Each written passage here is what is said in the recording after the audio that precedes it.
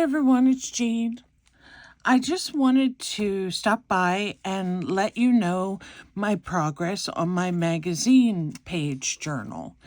Now, the first thing I want to show you, this is just one of my mom's old country living magazines, but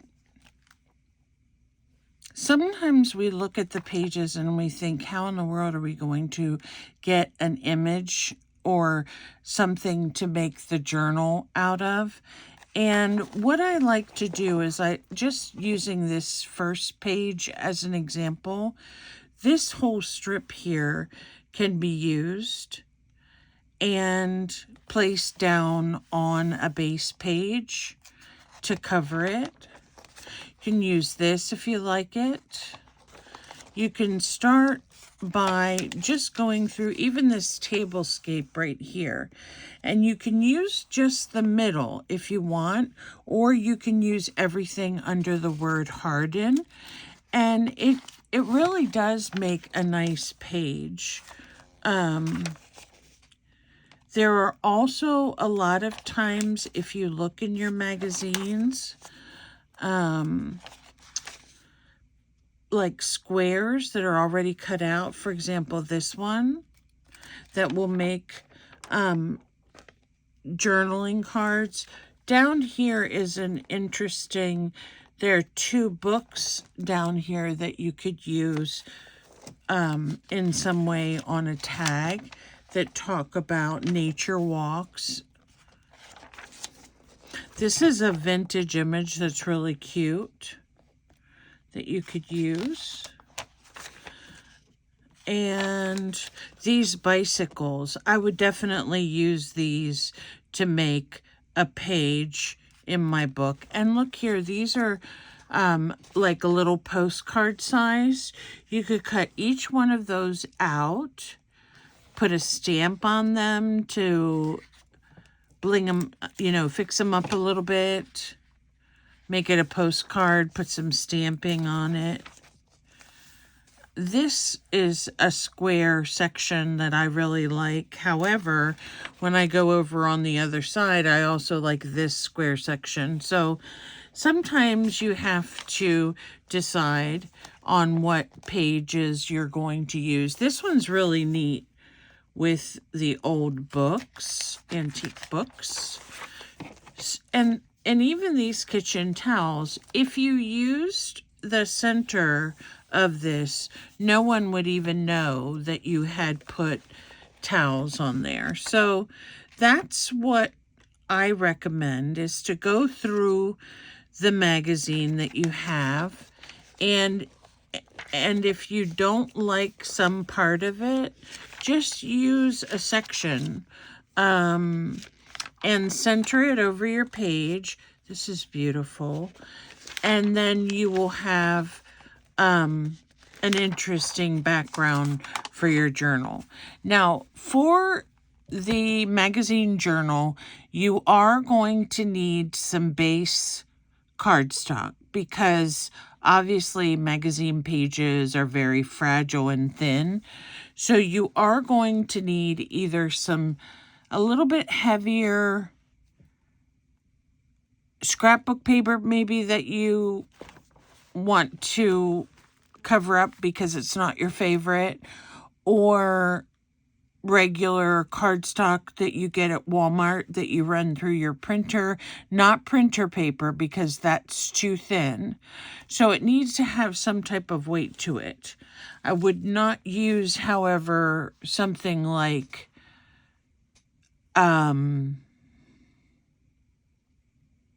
watercolor paper, because that's going to be too stiff and you're not going to be able to get a nice little journal. So here's mine. The whole base journal is finished and it has some pockets, and I started to make some ephemera. But I chose the little chicken house for my front cover, and then the back is just this pretty walk up a bridge. And then I went through and picked out the ones that I loved the best These are rich purples and greens, so they're either kales or cabbages. These are bowls, so I thought they were colorful and pretty. These birds, and this is a good example of using a partial piece because this was in the sky over a car, and I'd never put a car in here, but not necessarily. I mean, if it was a vintage car, maybe, but I cut the birds off and it made a pretty page. And this was like a grouping of things that you could use to decorate with, a suggestion, I guess, for that color scheme. This one is, this was the crepe myrtle page, but I made a belly band for it. And this was also the kale and the candles, and another one of the kale. These are the eggs, and there's actually a pocket right here. And we have some more of the kale. And this one was the can of flowers. And what I did is I used the whole page, and the can part is here. And then I made a pocket and 2 tags that I'm starting to work on. And here we have the other side. I put this girl image in it because I had saved it for a long time. And I think the whole feeling of this booklet is like a calmness, you know, a retreat, maybe just relaxed farm life and gardening. So I thought she fit in very well. And here's another piece that was a suggestion for different fabrics. You can see the whole egg piece right here. And the only thing that happened was when I was putting it through my cutter, it chewed up the edges a little bit. So I'll have to see how I'm going to fix that. But I just love this egg page. And here's the other page of that one that had all the potted topiaries and things. And this one, really pretty. And this is, this was a potted plant too. Various plants in it. And this is a leftover candle from the other side. And here is some greenery. And this is the other side of the birds. And I don't know if you can tell, but this is a sofa. And I just like the colors of it because I thought it matched. I made a pocket there. And this is like a garden, but in a winter time. I love the color of those pillows.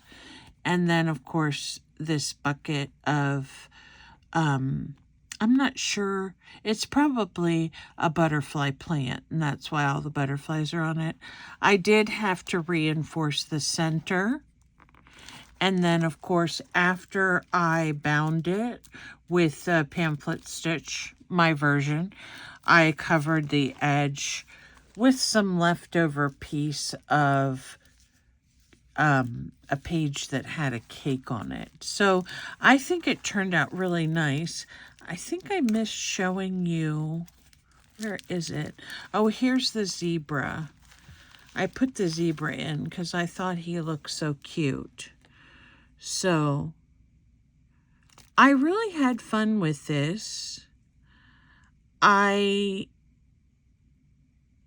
don't really have any major suggestions except for if you're making pockets to reinforce them. For example, you can fold the paper over and then make the pocket. I also made a little bag that I can clip in, and it's like a deli bag, And it was, I think, a cake, like a brownie cake or something with edible flowers on it. And this one I have that is a beautiful journaling card, and I have to see how I'm going to put that in. I may have to cut it so that it looks like a tag so it fits better, because it's a little long, unless I do it upwards, which is a possibility. This was one of my favorite pieces with the statue here. So this one I just made long to fit in like a bookmark. And I have been going through the magazine that I just showed you to see if I could find some other things. So the pieces, like for example, the bookmark and the journaling cards, they're going to be blank on the back, and they will have something that will match the color, the theme color. I don't know where my I don't know where my paper clips are. I might not have any. All I see is a bulb pin. So I'm going to continue to work on this, and you will get a part 3, and part 3 will be where I make the ephemera, and then I'm not sure if I'll do ephemera separately, and then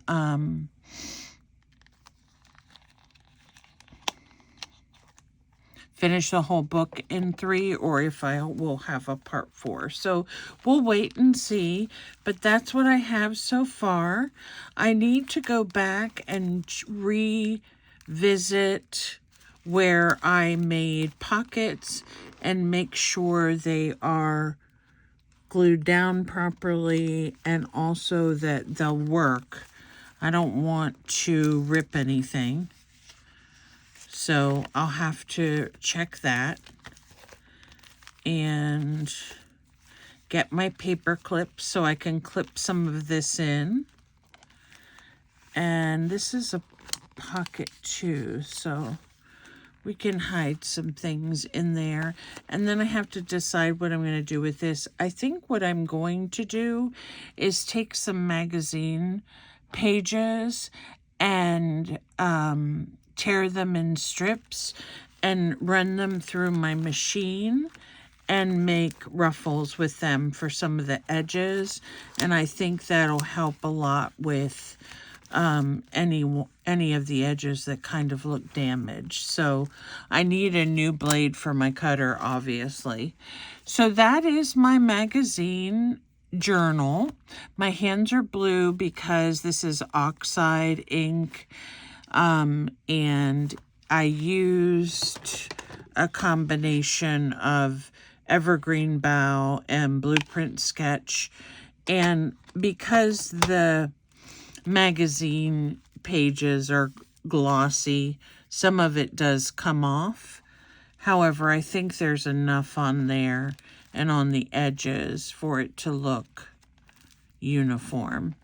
So that's all I wanted to share with you today, and I will be back with the ephemera. Not sure if I'm going to do it tomorrow, because what was I going to do tomorrow?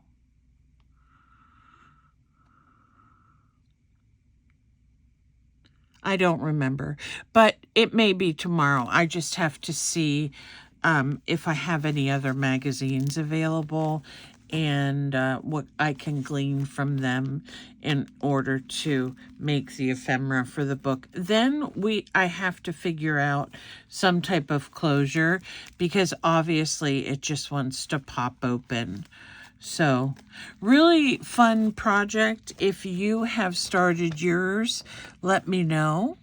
Let me know if there's anything that I can help with, and I'll be delighted to. So, thank you for stopping by, and we'll see you again soon. Bye for now.